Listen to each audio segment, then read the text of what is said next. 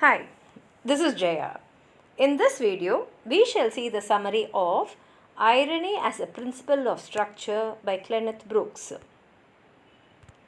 Here, Cleanth Brooks stresses on the importance of irony in poetry. And he also says metaphor also gives a general level of meaning to poetry. And he repeatedly asserts the following in his work. That is, he says, in order to understand the full meaning of the poem, we have to take the entire poem and not just part of it or a line of it. And then he says that irony has a very important part to understand the fundamental structure of the poem. And another thing is, he says that irony can be used to successfully uncover the deeper layers of meaning in the poem. And he says that we should never read poem in a very casual way, because we will if we are going to read it in a casual way, we will not be able to understand the deep structure or the theme of the text. And therefore he says a very serious reading is required for a poem. And another thing is, he says in the poem, when we see these complex contradictions and paradoxes, the core meaning of the text can be achieved.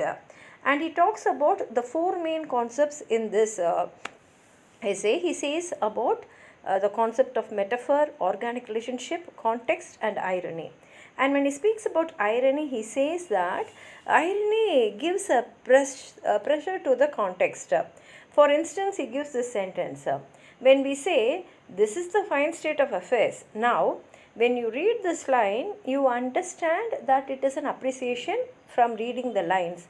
But actually, it can even mean the literally opposite meaning. It can be a sarcasm, that is an irony. And therefore, an unimportant or a non-literary utterance will get a specific meaning through the use of irony. And he says that when we utter certain words, the meanings are changed to different or a contrary meaning, like ripeness is all. And he says irony takes different forms, like irony of situation, verbal irony, dramatic irony. When you take irony of situation, the result of an action is expected to be the reverse of what the actor had actually expected. Like in Shakespeare's Macbeth, Macbeth kills the king. And why he kills him is, he thinks that he will become the king and therefore he will get great happiness. He naturally becomes the king, but from the moment he kills the king, he loses his peace. There is not one moment where he is peaceful, and finally he himself is murdered. And in dramatic irony, sometimes the audience will know something that the characters in the drama will not know. For example, if we are watching a crime thriller, maybe the audience will know who is the murderer even before the mystery is solved. And then we have this verbal irony. Verbal irony is something where the letters, the verbal meaning will be one, but the actual meaning will be different. And when a character is saying to a particular plan as brilliant, while he is thinking that the person is actually a fool. And here we have this sarcasm in the form of the verbal irony, where you utter a word which gives one particular meaning, but the intention is actually the opposite.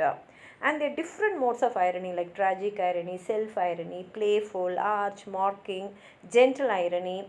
And irony can be said that it gives two conflict meanings, which has a dramatic structure peculiar to itself.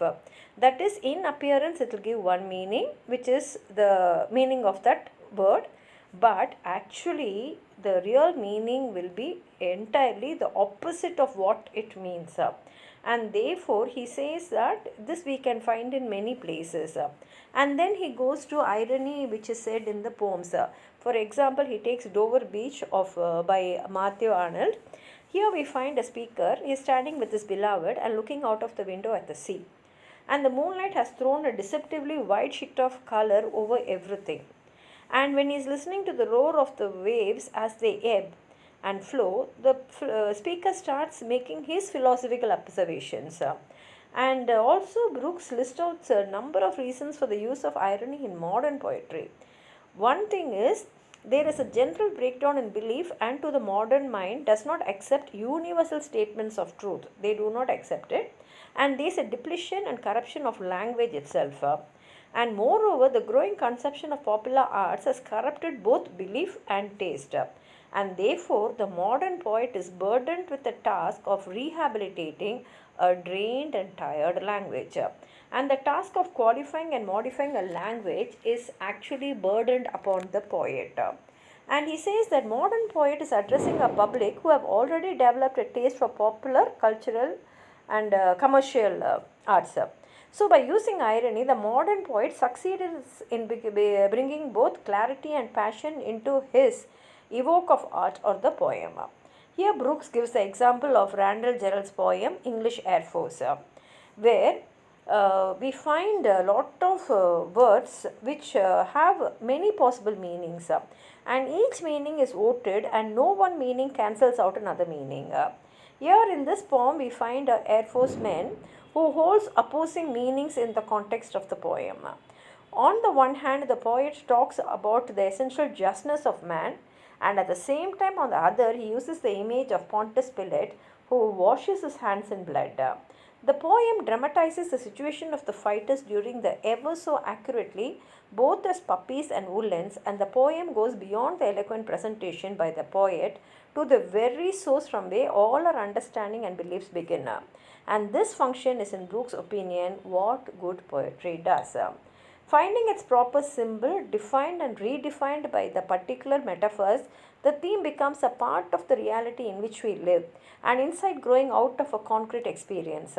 Without making any abstract generalization, the poem makes a statement of truth. Therefore, statements get their viable by virtue of the context. And then he goes for the application of irony in the poem My Last Touches by Robert Browning. And he says that Browning has achieved splendid greatness, and he says this is a beautiful example of irony within the format of a dramatic monologue. Dramatic monologue is where only one person speaks and the entire information is given to the reader. And from his speech alone we find that the poem setting is in a town called Ferrara, which is in Italy, and from his addressing his wife as Last Duchess, we understand that the speaker of the poem is the Duke of Ferrara, and this verbal irony is demonstrated when the Duke is speaking to the guest. He says, even I had skill in speech, actually, which he does not have, and the Duke is not at all a modest man, and though in his speech he tries to say only about his late wife, a close reading of the poem will show that he is telling about his own self-importance. And he shows the readers how he needs to control and have complete power. And the Duke's problem with his former wives was she thanked the persons who pleased her, which was all well and good for him, but he feels that she thanked them all with equal affection. She offended the Duke because she did not single him out among the others who pleased her, and also underrated his gift of a well-established name and proud family heritage. She smiled, she says, whenever he passed her. But who passed without much the same smile? And how did the Duke react to this? He says, who would stoop to blame this sort of drivelling? He asks his auditor. And the whole business is beneath him. Even if he had the skill in speech, it would be stooping to address such a situation, and he tells his listener that he indeed does not have the skill in speech to go so low. And although he may be telling us a great deal about his personality and history that he may not have intended to actually reveal, but what became seemingly was that this kind and happy lady, who evidently enjoyed whatever she experienced, he says, I gave commands. And then all smiles stop together. And he says for a second time, there she stands as if alive, and from that we understand that that lady is no more. And at the same time we find that he has no compunction for his actions. And then he takes another poem, The Chimney Sweepers, and this poem is by William Blake.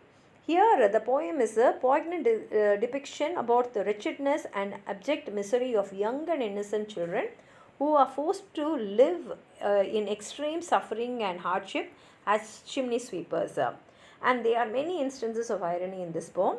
In the first stanza itself, the poet presents contrast between the behavior of father and mother. The father is a symbol of slavery and he is a cruel man, whereas the mother is a symbol of security and freedom. Could scarcely cry, weep, weep, weep.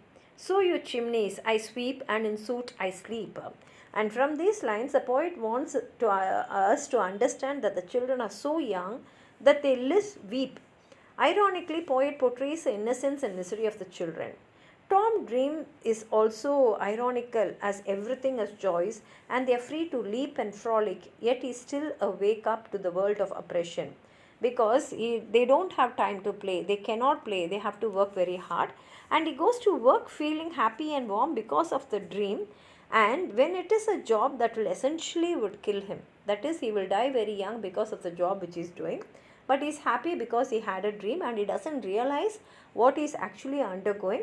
And the statement, so if all do their duty, they need not fear harm, suggests that if these young boys do work as chimney sweepers, they should fear harm because they will die from illness associated with the work.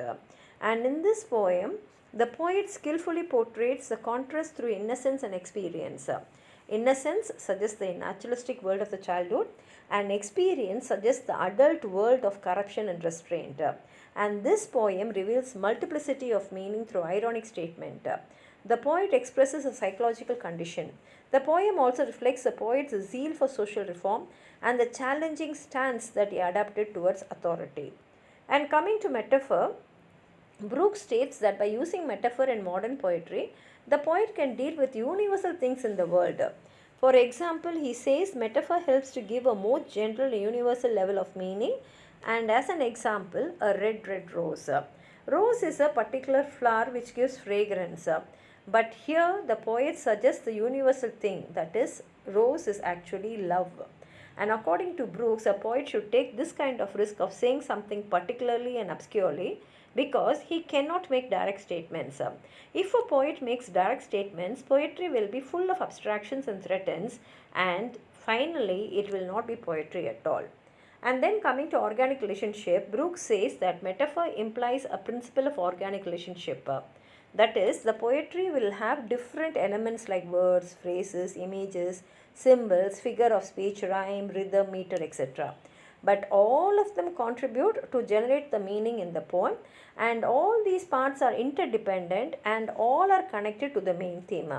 Therefore, we can say that poetry has a coherent structure.